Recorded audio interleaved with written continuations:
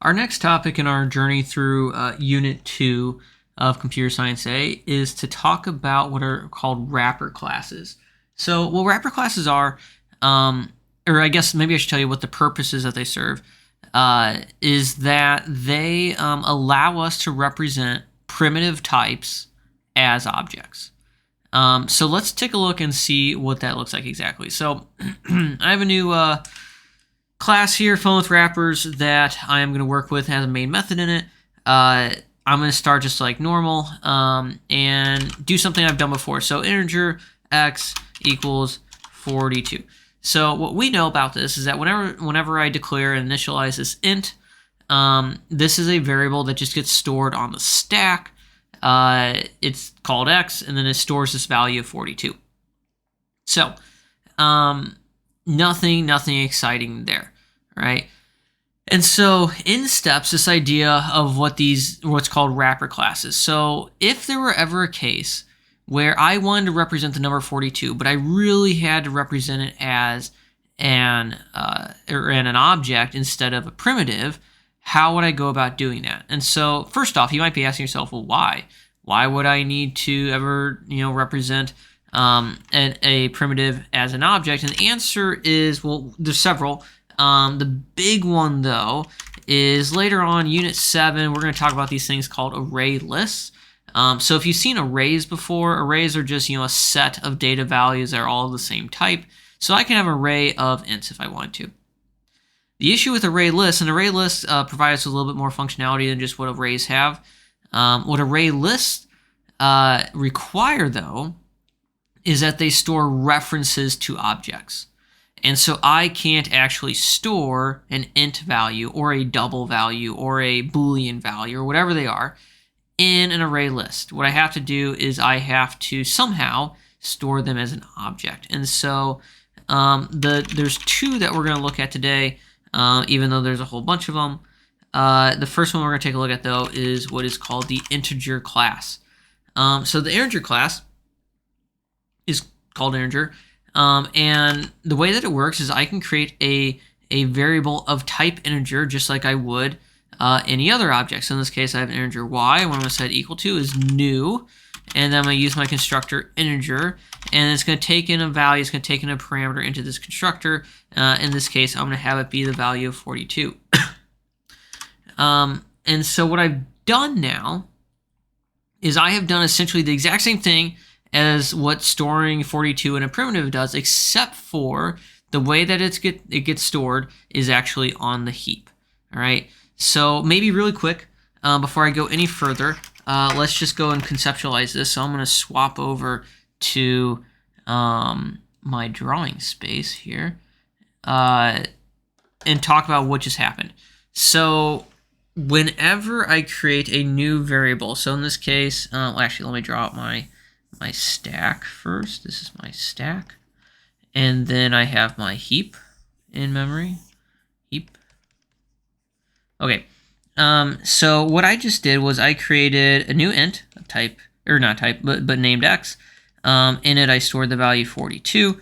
And then next thing I did was I created an object of type integer, y being the name of it, and then I used the new and an integer constructor, and it took in the value of 42.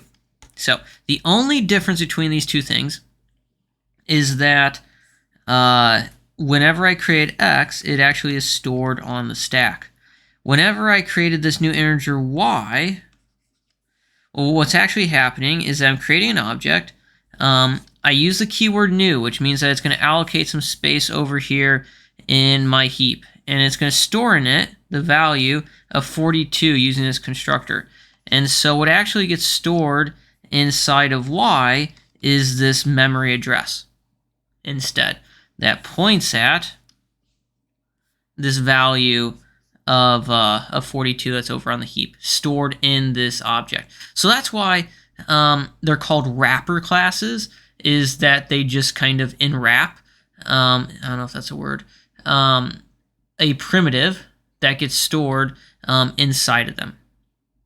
The other word that we will hear me use quite a bit is this idea of what's called boxing. So let me go back and go back to my code. Go away, thank you. All right. So what I have right now, I haven't done anything yet, but maybe I should. Let's print something out really quick. So system.out.print line, and then 42. Not 42, sorry. Why would I do that? Why? All right, and it should print out 42 though.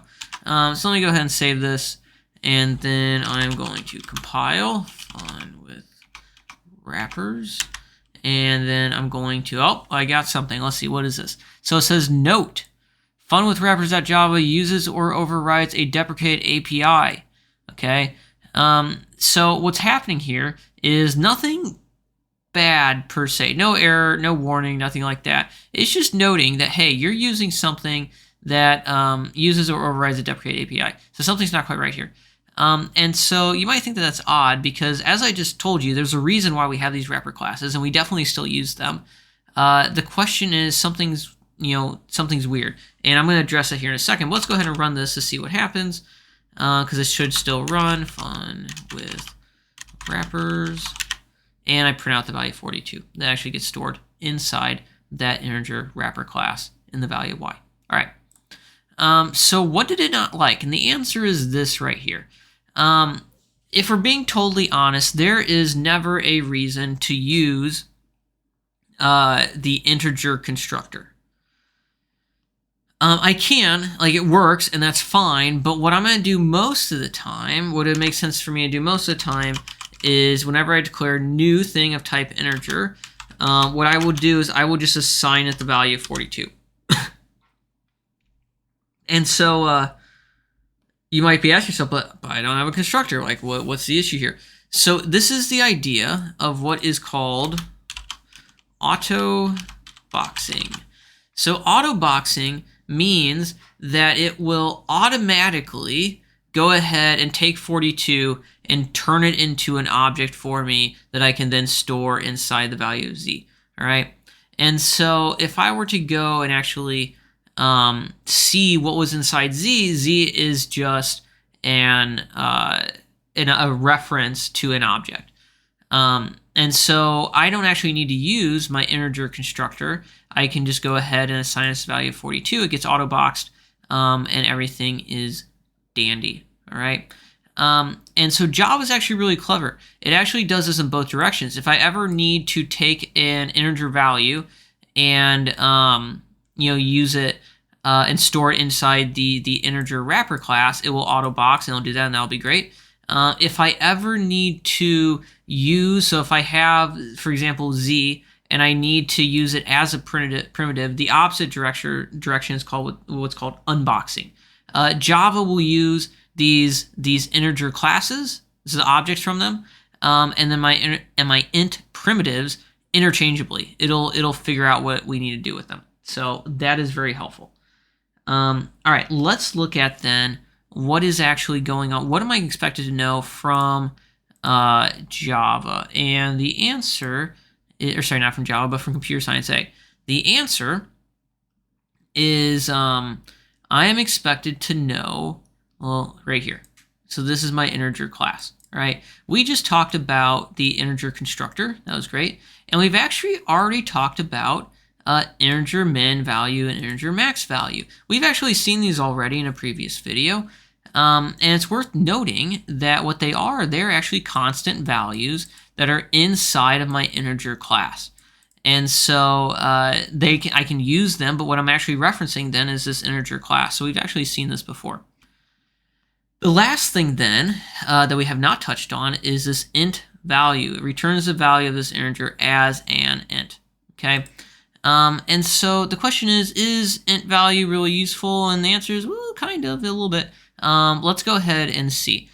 So for example, let's say that I have a new value. So int a equals x plus and then y.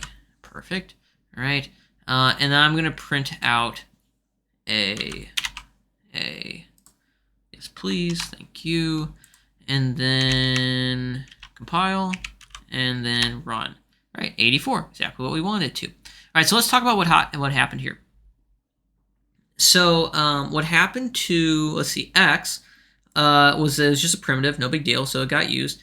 And then this value of y. So I know that I am adding together. Well, what am I adding together? I've got an integer here. I need to add another integer to it. So what value is being added? It's the value that's in y. And so this is where my unboxing occurs.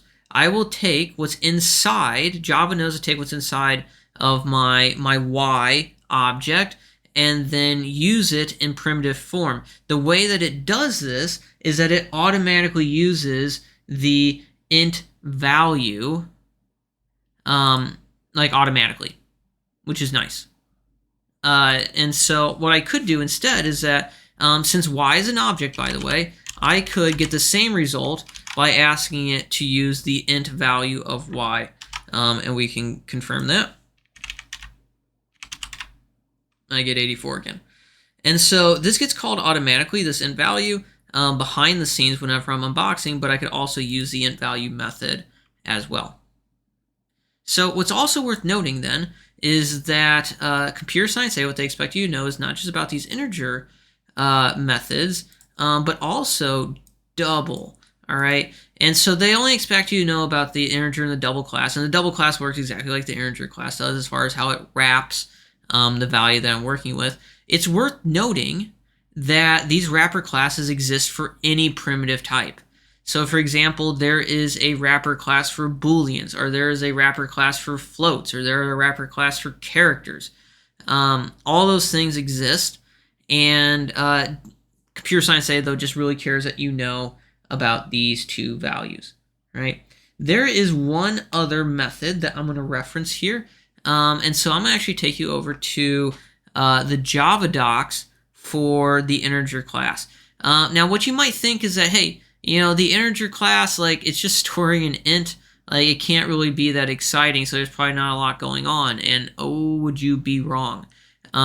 So, let's see here.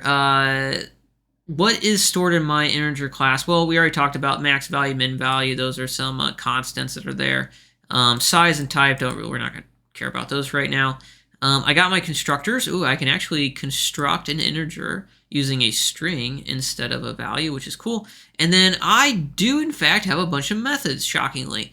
Now, a lot of them are not going to be useful to us right now. For example, bit count. You know, it returns the number of 1 bits in the 2's complement binary representation of the specified integer value.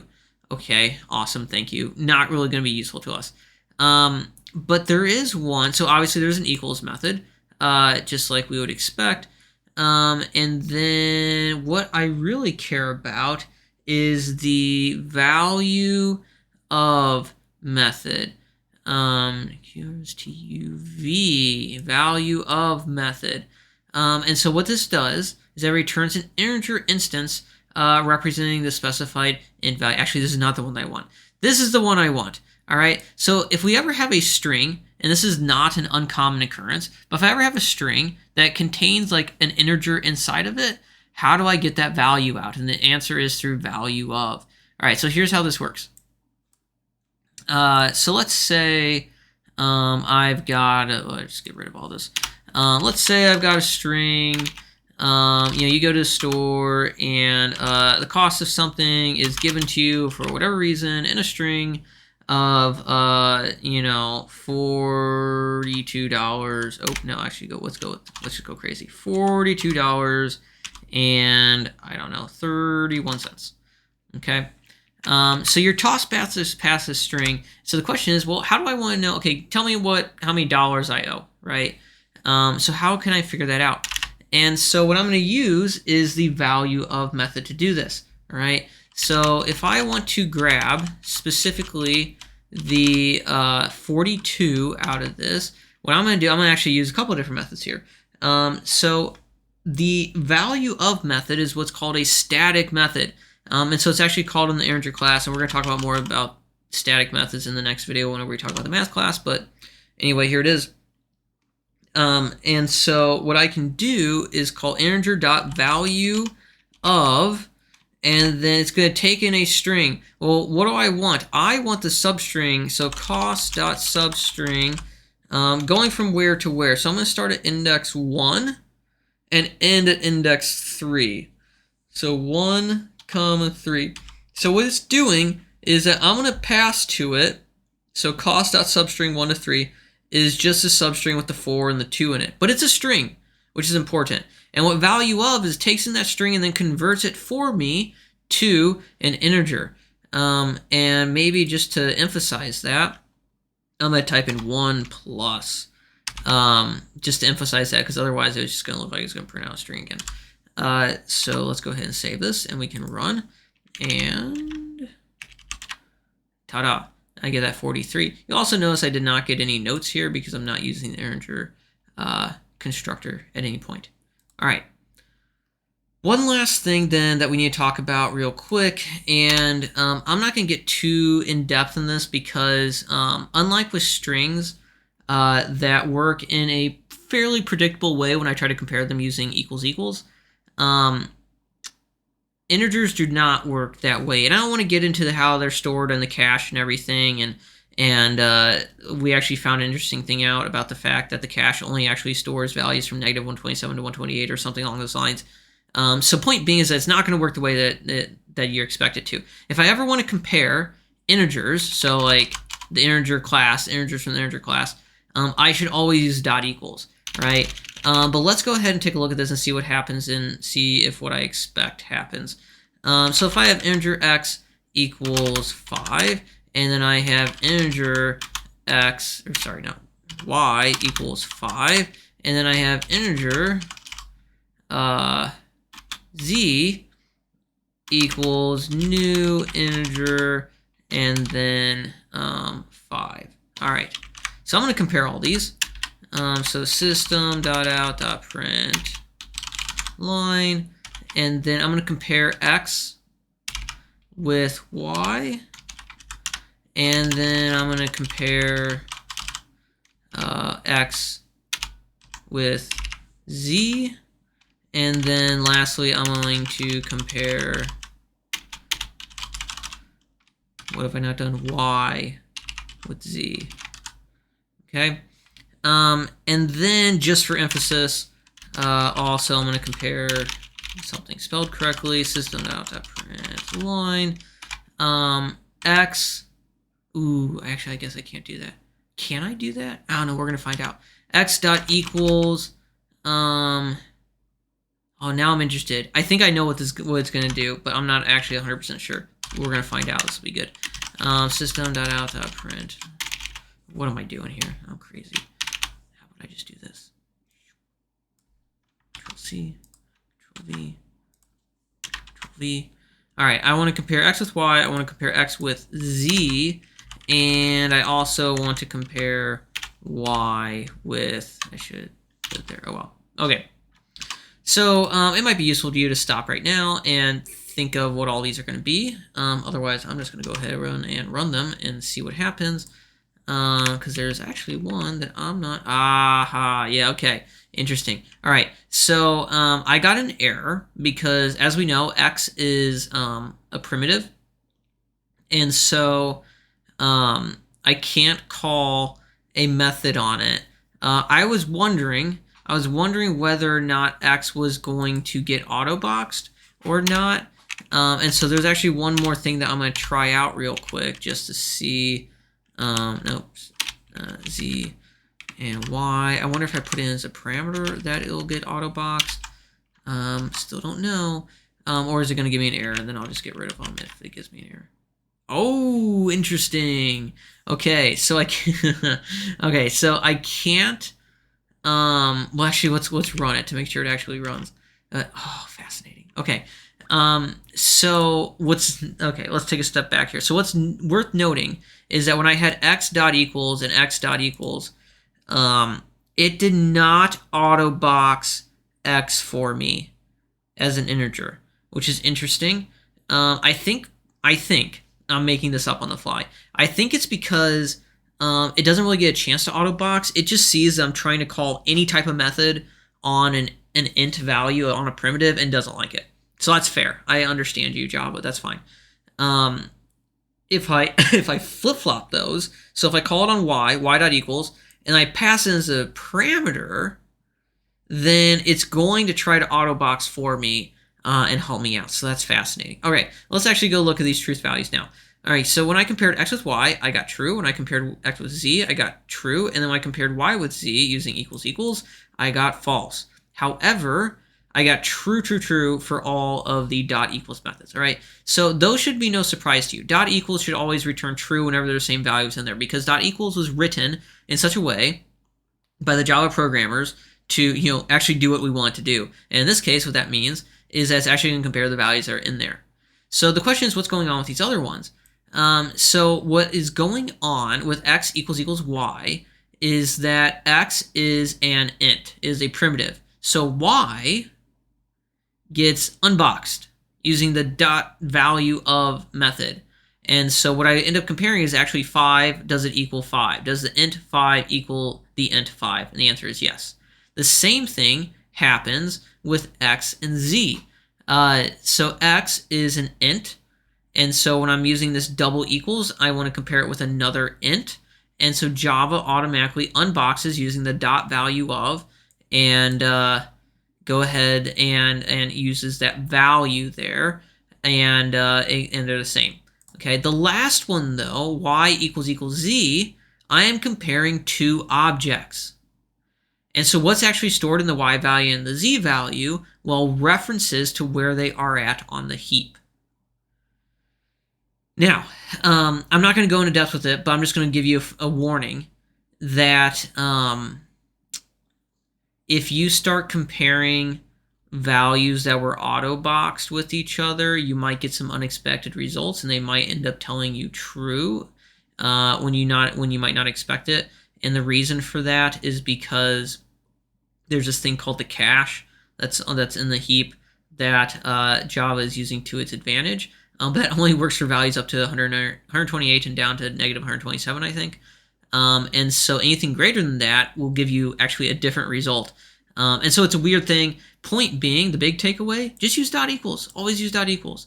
Dot equals is easy, does what we think it's going to do every single time. All right, so that was wrapper classes. Again, the motivation isn't quite here yet for why we're going to need these things and why they're going to be useful to us. You just got to trust me that they will be. But this will be a useful concept, being able to store primitives as objects for later on. So we're going to stick that kind of in the back of our heads for a while, and when we need it, we'll have it available to us.